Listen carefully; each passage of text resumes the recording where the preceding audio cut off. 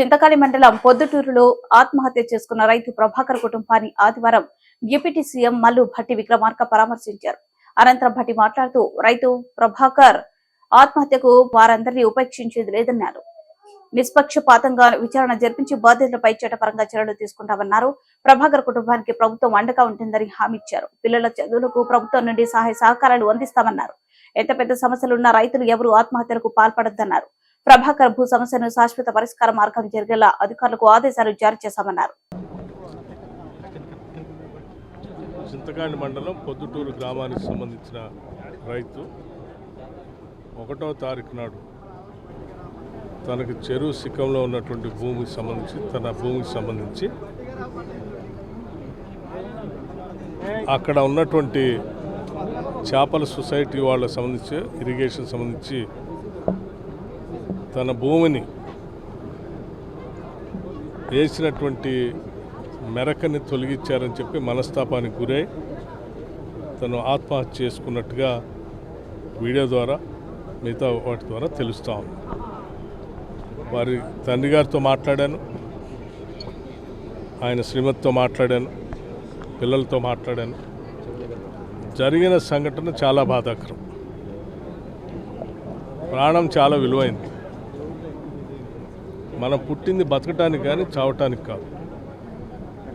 ఎంత పెద్ద సమస్యలు ఉన్నా ఎక్కడో దగ్గర పరిష్కార మార్గం చూసుకొని బతకడం కోసం ప్రయత్నం చేయాలి తప్ప ఎవరూ ఇటువంటి చర్యలకు పాల్పడవద్దని చెప్పి నేను ముందుగా విజ్ఞప్తి చేస్తున్నాను. అలాగే ఇతను ఆత్మహత్యను పురిగొల్పి దానికి దారితీసిన పరిస్థితులు కల్పించిన వ్యక్తులు ఎవరైనా సరే, ఎంత పెద్దవాళ్ళైనా సరే, నిష్పక్షపాతంగా ఎంక్వైరీ చేసి బాధ్యులైనటువంటి వారిపైన చట్టపరంగా చర్యలు తీసుకునేటట్టుగా పూర్తి స్థాయిలో సంబంధిత పోలీసు అధికారులందరికీ ఆదేశాలు ఇవ్వటం జరిగింది. ఇక్కడ అందరూ మా వాళ్ళే, అందరూ నా వాళ్ళే. జరిగినటువంటి పొరపాటుకి ఎవరి కారణమైనా సరే ఎవరిని ఉపేక్షించేది లేదు, ఎవరిని వదిలిపెట్టేది లేదు. తప్పనిసరిగా ఆ కుటుంబానికి న్యాయం జరిగేటట్టుగా దాన్ని ప్రోత్సహించినటువంటి వాళ్ళపైన చట్టపరంగా చర్యలు తీసుకోవటమే కాకుండా తన భూమికి సంబంధించి కూడా శాశ్వతంగా ఒక పరిష్కార మార్గం చూపించటం, ఆ సొసైటీ వాళ్ళతోనో ఇరిగేషన్ రెవెన్యూ వాళ్ళతో మాట్లాడి సమస్య ఏంటో తెలుసుకొని దానికి ఒక శాశ్వత పరిష్కారాన్ని కూడా చూపించమని నేను జిల్లా కలెక్టర్ గారికి కూడా ఆదేశాలు ఇచ్చాను, పరిశీలించి. అట్లాగే పిల్లలు చదువుకోవటానికి కూడా వాళ్ళు చదువుతున్నటువంటి కళాశాలకు సంబంధించి